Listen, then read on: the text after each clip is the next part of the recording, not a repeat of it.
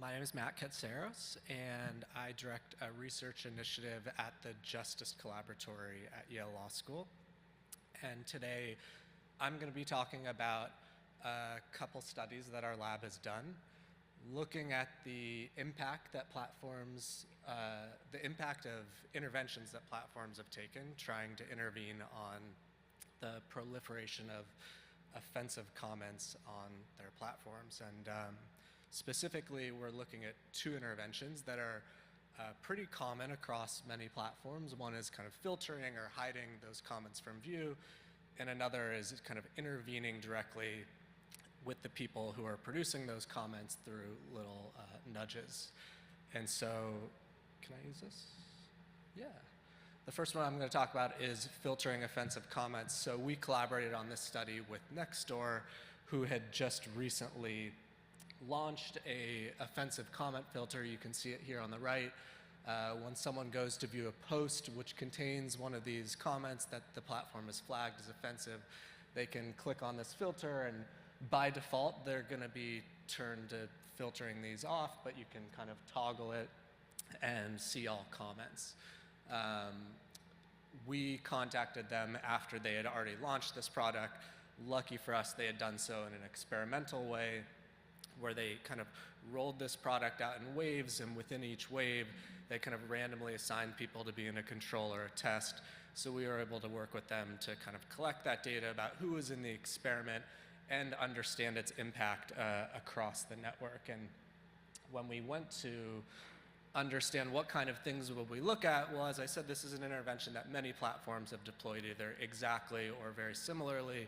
And while no platforms have really disclosed any kind of results from experiments that they've run on the intervention, they often promote them through blog posts or other marketing, where they talk about the kind of effects that they either see or hope to see from these interventions.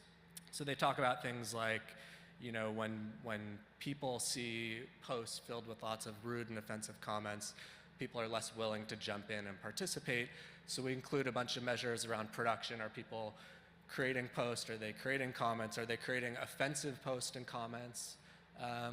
Platforms also talk a lot about this intervention being a way to create a kind of safe and encouraging environment where people are more willing to come back and engage with the platform more generally. So we include platform visitations, consumptions, are people coming back to view comments and view posts. And of course, we added kind of a manipulation check, which is how often are people actually viewing these offensive comments. So just to jump into the results, for a manipulation check, we did see that there was actually kind of a small, but it was fairly modest reduction in viewing offensive comments. Compared to the control, we saw about a 12% reduction. But across all 11 other measures, they all kind of look like this, which was there was no statistically significant difference between test and control.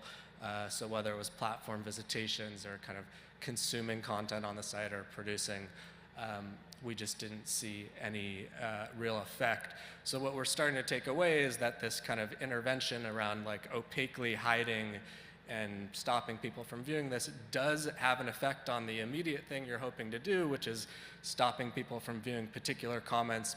But that doesn't seem to proliferate into any other kind of behaviors across the network. And while that might be disappointing, maybe encouraging as a researcher, is that this was sort of replicating another study that some other researchers have done. I'm not going to go into it, but in their study, you know, a comment was assigned a score, and depending on that score, either no intervention was done, it was hidden, or it was removed.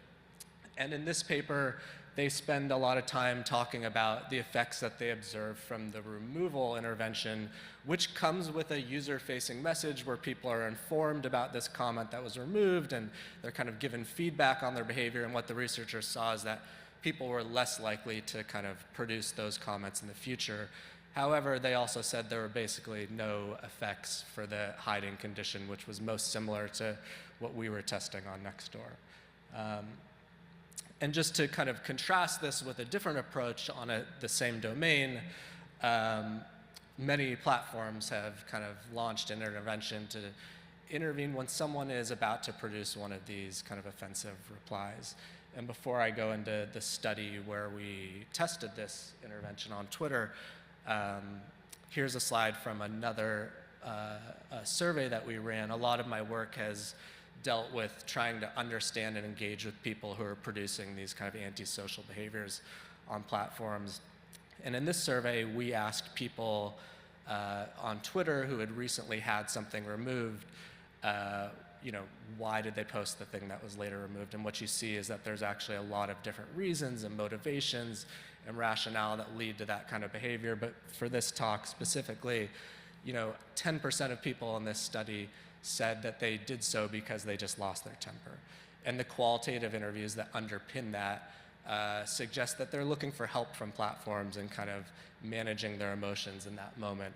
And that's the kind of key insight that drove the production of this intervention, which is when someone's about to tweet something that the platform decides is rude, this little pop-up comes up and asks if they would like to reconsider that tweet, and they can send it, they can edit it, or they can cancel it.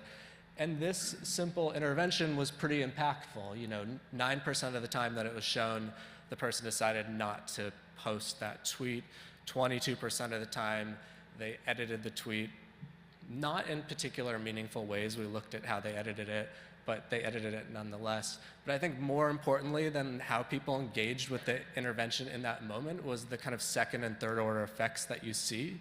The first of which is, people who were nudged were less likely to create similar tweets in the weeks that followed. That is a pretty impactful observation that people are starting to change their behavior. But also we saw that people who were nudged were less likely to receive kind of nudge-eligible tweets themselves, which is pretty intuitive. If you say something rude or offensive, especially on a platform like Twitter that's really open and public, you kind of open yourself up to receiving lots of that kind of similar comments yourself. And so what we saw is that by just cutting off one at the start, you can kind of cut off some of that will inevitably follow. And I know I'm almost out of time, but just a quick follow-up study that we did after that first kind of nudge versus no nudge experiment was we tried to understand how we might manipulate the message that was contained in that nudge. You see here highlighted in red, want to review this before sending.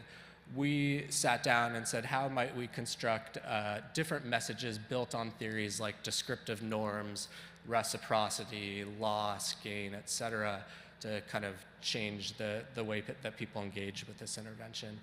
And what we saw was from the worst performing condition to the best performing condition, there was a 20% increase in people kind of choosing to cancel and not send their tweet, which for us just kind of reaffirms that it's not just about kind of using behavioral science to build these like interventions from a technical perspective, but you can use these ideas and insights into the way that you actually build and construct and design the intervention itself. And with that, thank you, and happy to answer questions.